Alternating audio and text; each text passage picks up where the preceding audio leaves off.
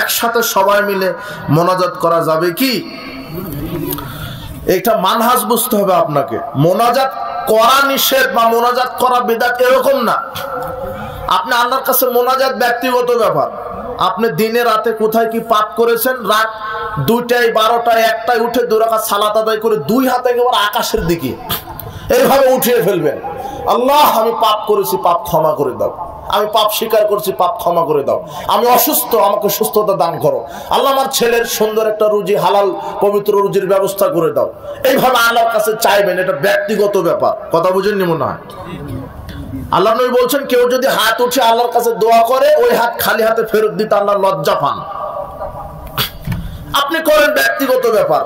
কিন্তু বিষয় হয়ে গেছে আমাদের সমাজে যে ফরজ সালাতের পরে 5 ওয়াক্ত ফরজ সালাতের পরে সবাইকে নিয়ে যে সম্মিলিত যে মোনাজাত দেওয়া হচ্ছে, এছাড়া তাফসির মাহফিলে, জালসা শেষে, বিবাহের বৈঠক শেষে, জানাজার শেষে, দাফনের শেষে, এই যে সবাইকে মিলে যে সম্মিলিত মোনাজাত দেওয়া হচ্ছে, এটা রাসূল সাল্লাল্লাহু আলাইহি ওয়াসাল্লাম করেননি, সাহাবীগণ করেননি, কাউকে করতেও বলেননি। তো যেটা কোরআন হাদিসে নাই সেটাকে আপনি মানতে যাবেন?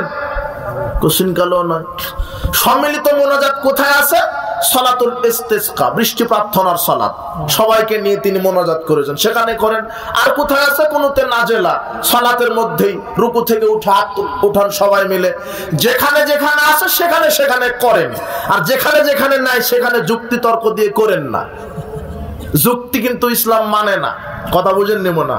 করলে ক্ষতি কি, নিষেধের দলিল কোথায়, এগুলি খোঁড়া যুক্তি, খোঁড়া কথা। যেটা নাই কোরআন হয়েছে তার দলিল হবে কি করে? ওটা নাই বলেই তো বিদআত। কথা বুঝেননি? অনেকে বলে ফরজ সালাতের পরে সম্মিলিত মোনাজাত করা যাবে না, তার দলিল দেন।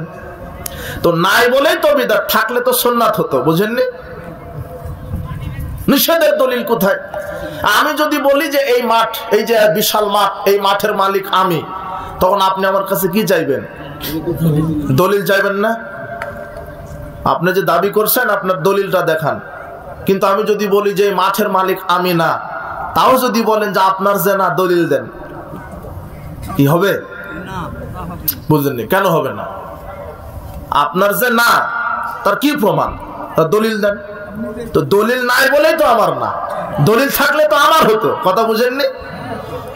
তো আপনি যে ফরজ সালাতের পরে সম্মিলিত মোনাজাত করছেন, এটা দলিল থাকলে তো সুন্নাত হতো।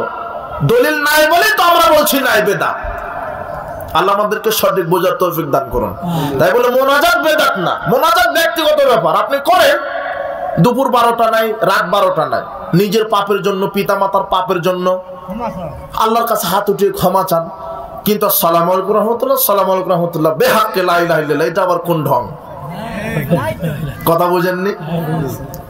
যেটা কোরআন হাদিসে নাই সেটা করতে যাচ্ছেন কেন?